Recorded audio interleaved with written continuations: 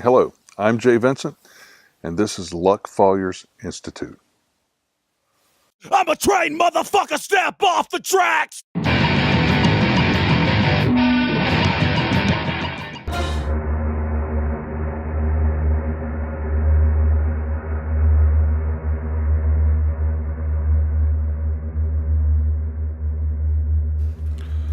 An American Civil War is being programmed by the men behind the curtain. Let's observe the coding of that program.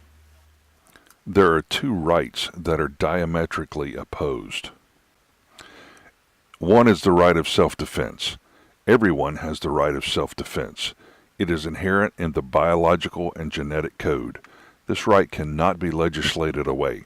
It is an actual right. The other right is the so-called right of qualified immunity. It is a right conjured by those in control, specifically judges. It has no basis in law. It is the right of one man to be God over another man or class of men. It is the highest empowerment for abuse and legalized terrorism to occur. Qualified immunity gives cops and judges the right to do whatever they want without accountability, as long as they claim their acts were lawful. Cops, judges, and bureaucrats claim that they are the law. Thus, it is implied that their every act is lawful, even when they rape you. There are rare cases when public outcry causes the authorities to hold someone accountable, but these are rare. These are exceptions. The rule is abuse. There are far more cases where judges and law enforcement commit egregious crimes, including physical and mental torture, without so much as a second look. Trying to find accountability is asking for more abuse in most every case.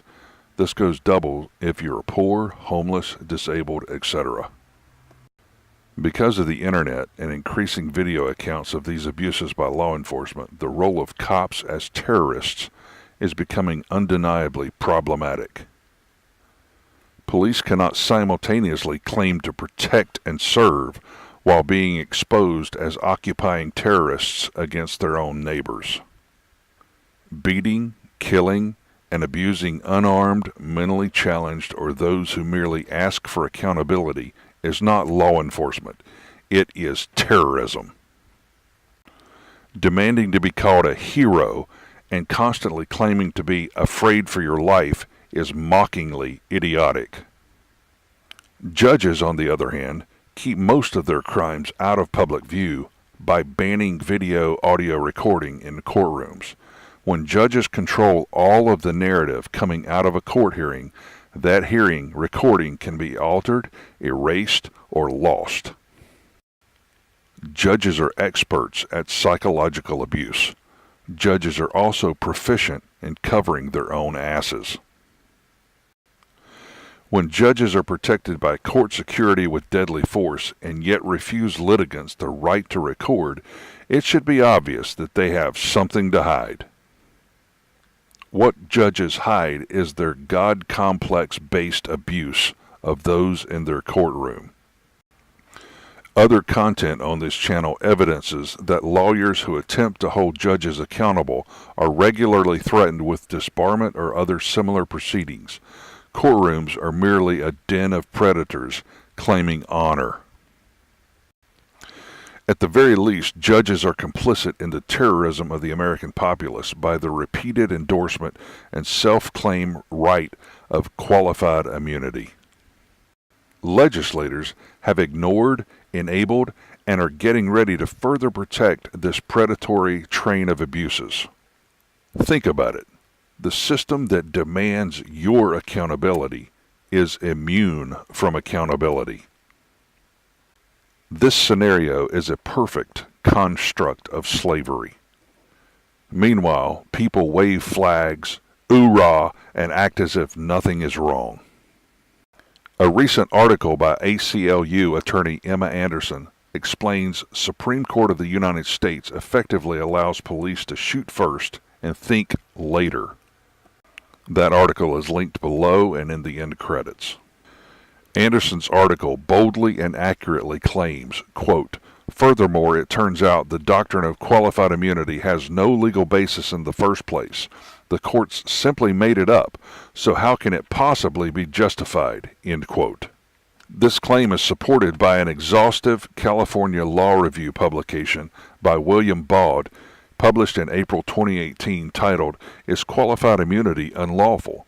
It is linked below and in the end credits.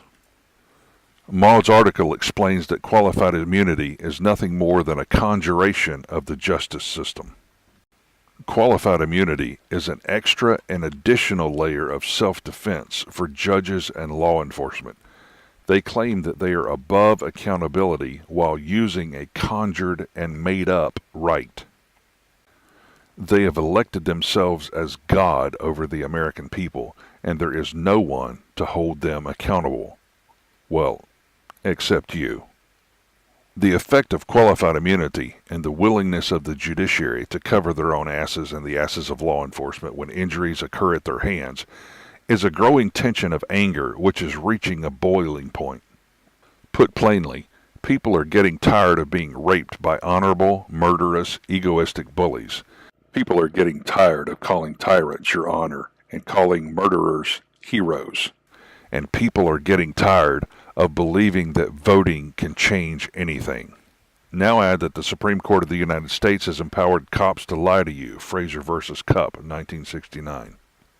Now add that cops have been given the conjured right of qualified immunity when shooting armed and unarmed civilians.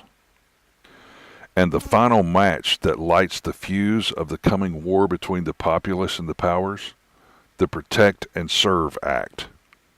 The Protect and Serve Act prescribes 10 years to life for anyone to knowingly cause or attempt to cause serious bodily injury to a law enforcement officer.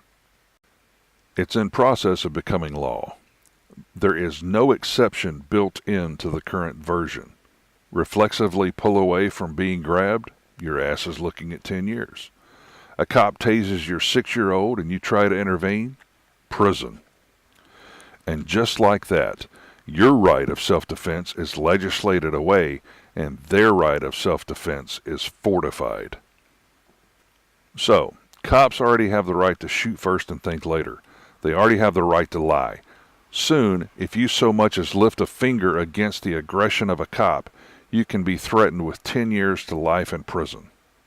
Question: are cops more likely to use or ignore a power that gives them the absolute right to ruin your life if you resist them? So soon, cops will have the power to do anything they want, and if you resist, at least 10 years in prison hang over your head. Surely you've noticed how cops are trained to start screaming, "Stop resisting!" This is to sell a jury on an allegation of resistance. This brings to mind a quote from the book Unintended Consequences by John Ross. The quote is, "The first one's expensive, but after that, they're all free." This quote is meant to reveal that they can only hang you once, and if you're going to be hung, it should be worth it. So the powers that be are actually structuring a scenario where resisting for any reason is a prison sentence.